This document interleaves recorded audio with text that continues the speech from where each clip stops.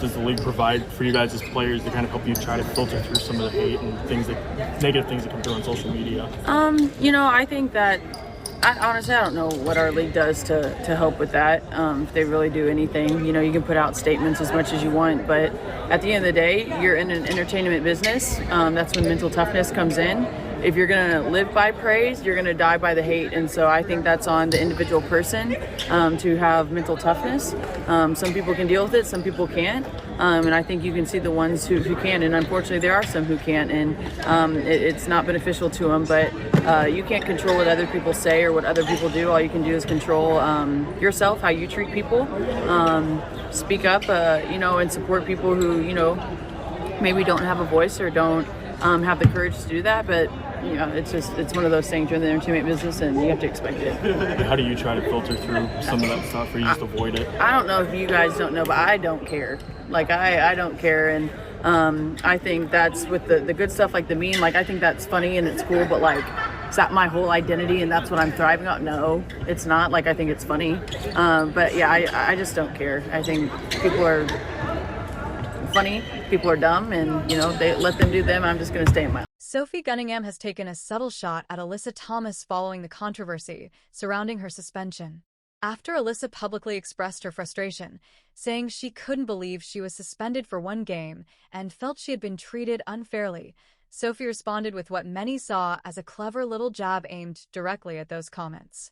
Playing the game, being suspended, just the whole narrative that's being painted out there. At the end of the day, the WNBA is part of the entertainment business, and Sophie Cunningham believes that's where mental toughness matters most. Her message was simple: ignore the critics, block out the negativity, and keep moving forward. Unlike many players who choose to stay quiet, Sophie isn't afraid to speak her mind. While Caitlin Clark handled the media with professionalism and stayed respectful, as expected from the league's biggest star, Sophie took a much more direct approach. She essentially argued that Clark has dealt with constant physical play, questionable officiating, and a lack of support from the league.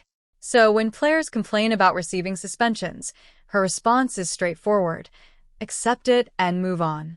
After all, Alyssa Thomas was one of the players involved in a controversial incident with Clark. That's why many fans have praised Sophie for standing her ground. They see her as someone with thick skin who refuses to seek sympathy, while accusing some other WNBA players of constantly looking for attention whenever things don't go their way.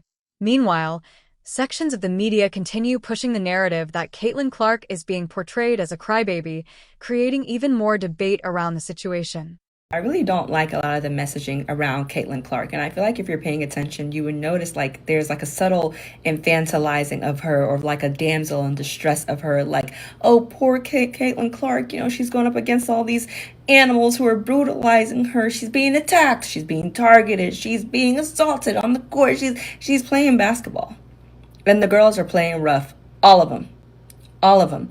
Basketball was like that before Caitlin Clark joined, and basketball would be like that after Caitlin Clark joined. The men's league is like that, so it just seems like the women are catching up. But it's this whole messaging around her being this poor damsel in distress who is being targeted by her black teammates or other black teammates, and now there's this new member who's going to show up and protect her against those animals that are always targeting her. I'm maybe I'm just too woke for my own good, because I just see through it all. Sometimes you really just want things to be about basketball. This commentator believes Caitlin Clark is being portrayed as some kind of victim and argues that fans are exaggerating the situation. According to her, this is simply part of professional basketball. Every player deals with physical play, and people are making far too much of it. But hold on for a second. Did you actually watch what happened? How can anyone look at those incidents and dismiss them as just normal basketball? Some people claim that the newer fans who only started following the WNBA because of Caitlin Clark aren't familiar with the league's physical style of play. Let's be honest, that makes little sense. Most basketball fans also watch the NBA, so they understand what physical competition looks like. What they aren't used to seeing is one player repeatedly becoming the focus of hard fouls, unnecessary contact, and constant targeting. Clark is the face of the league, its biggest attraction, and the player bringing in the most attention. She even just launched her own Nike signature shoe.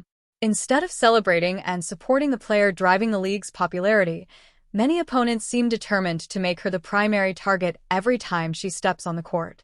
Why is the WNBA so hesitant, Dave, to embrace Caitlin Clark, and sometimes feels like actively antagonistic? Well, it's the worst marketed league in the history of leagues. They're absolute morons. You'll see this get politicized. I don't think it really is because she's a white girl, a straight girl, which people say, because the W has had a lot of white superstar and WNBA players. Nobody has ever come into the league like she has, and it's jealousy and it's just not knowing where your bread is buttered. They don't like that she has been crowned this queen of the league before she even showed up. And there's pressure probably from the players to the league that they don't want her getting a special. She gets nothing. She gets treated and attacked and harassed differently than virtually every player. She's had it since she entered the league, but it is a very rough and tumble league to begin with.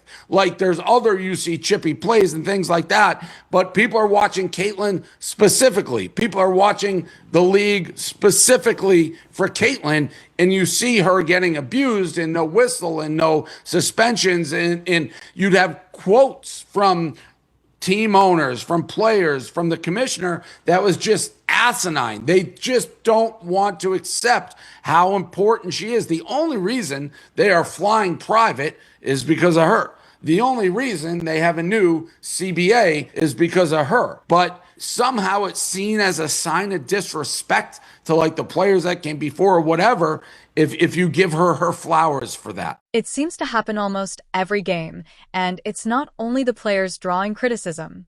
Many fans also point to the referees, saying they consistently fail to protect Caitlin Clark. The frustrating part, according to her supporters, is the difference in how fouls are called. If Clark makes even slight contact with an opponent, the whistle comes immediately. But when she's on the receiving end of obvious contact, the officials often let play continue as if nothing happened. That's the inconsistency that continues to upset so many people. There's also a major misunderstanding among some WNBA fans. Many still don't seem willing to accept that Caitlin Clark has become the face of the league, and they don't like seeing people defend her. After the Alyssa Thomas incident, a surprising number of people argued that Clark somehow deserved what happened or claimed she's the type of player who dishes it out, so she should be able to take it. But those are two completely different things. Clark is known for being competitive and talking trash during games, which is a normal part of basketball. The proper response is to compete harder or talk back, not to become overly physical. Throughout her career, she's been knocked down, shoved to the floor, and involved in repeated hard contact plays.